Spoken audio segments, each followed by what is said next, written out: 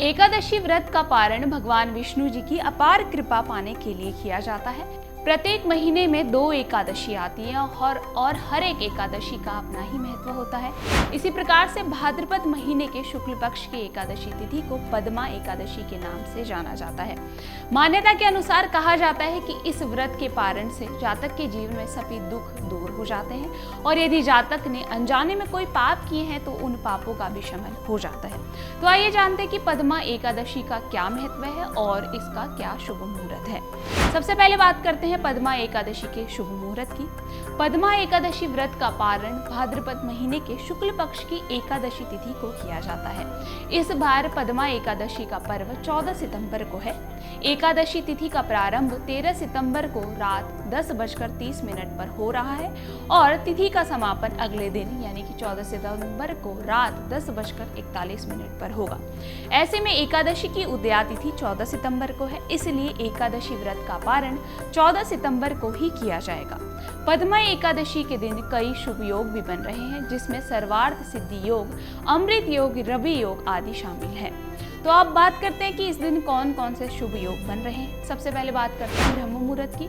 ब्रह्म मुहूर्त सुबह 4:33 से 5:19 तक रहेगा।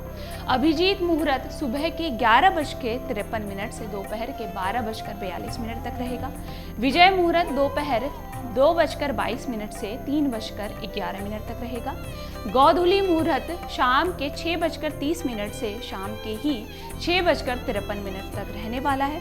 इसके अलावा शाम का मुहूर्त 6:30 से 7:40 तक रहेगा।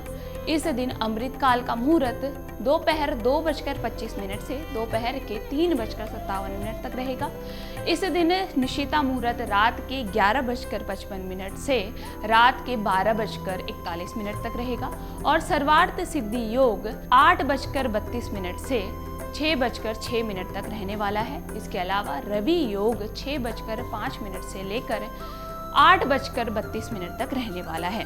तो आइए अब जानते हैं कि पद्मा एकादशी व्रत का क्या महत्व है। पद्मा एकादशी व्रत का पारण करने से अनजाने में किए गए पापों का शमन होता है। पद्मा एकादशी को परिवर्तनी एकादशी भी कहा जाता है, क्योंकि एकादशी चतुर्मास के दौरान आती है और चतुर्मास में भगवान विष्णु जी 4 महीने की शयन निद्रा में चले जाते हैं। मान्यता के अनुसार कहा जाता है कि भाद्रपद महीने की शुक्ल पक्ष की एकादशी तिथि को भगवान विष्णु जी करवट लेते हैं।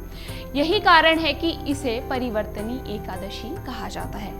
तो इस प्रकार से परिवर्तनी एकादशी या फिर आप कह सकते हैं पद्मा एकादशी का ये महत्व है। यदि आपके मन में इस वीडियो से संबंधित कोई प्रश्न है तो आप हमें कमेंट कर बता सकते हैं। धन्यवाद।